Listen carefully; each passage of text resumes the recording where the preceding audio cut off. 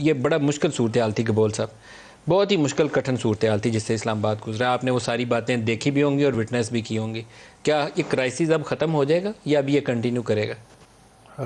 سب سے پہلے تو میں یہ کہوں گا کہ ملائکہ بخاری صاحبہ نے جو بات کی ہے کہ آج سیاہ ترین دن ہے، ظاہر ہے میں سمجھتا ہوں کہ ان کو دکھ ہے، ان کی حکومت ختم ہو گئی اور پارلیمنٹ سے بھی ان کو جانا پڑا. لیکن میں سمجھتا ہوں کہ آج 9 بجے کے بعد جو خطرات کے جو بادل منڈلا رہے تھے ہمارے اوپر، وہ ختم ہو جائے گا، ٹوٹلی ختم ہو جائے گا.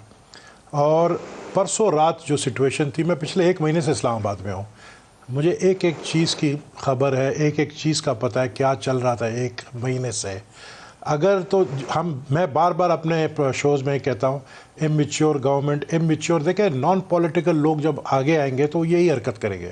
اور بالکل آپ نے صحیح بات کہی کہ جو پرسوں رات جن لوگوں نے مشورہ دیا تھا، جو ان الیکٹڈ ایڈوائزر تھا، جو کہ ہماری بھی نام لیے بغیر بغیر سب لوگوں جو کو ہماری پارٹی میں بھی تھا، جو ہماری کابینہ میں بھی تھا، اس شخص نے اور اس کے ساتھ ایک اور شخص نے جو جس طریقے سے وہاں پہ پرائم منسٹر ہاؤس میں عمران خان کو جو مشورے دیا. آپ کو پتہ ہے عمران خان خود ڈیسیشن کبھی نہیں لیتا ہے، وہ ہمیشہ مشاورت کرتا ہے.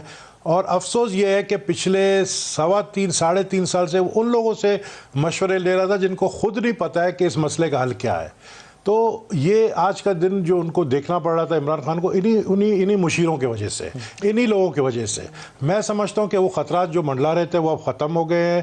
نیا دور شروع ہو گیا ہے. یہ بار بار کہتے ہیں ہم نیا پاکستان بنائیں گے. ہم کہتے ہیں یہ الیکشن کے لیے اب یہ ہمیں پتہ ہے کیا کرنے جا رہے ہیں. یہ سڑکوں پہ نکلیں گے.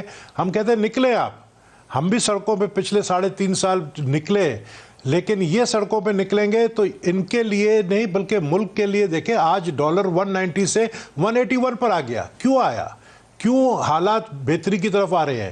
یہ سڑکوں پہ نکلیں گے، یہ اپنے لیے اور مصیبت پیدا کریں گے.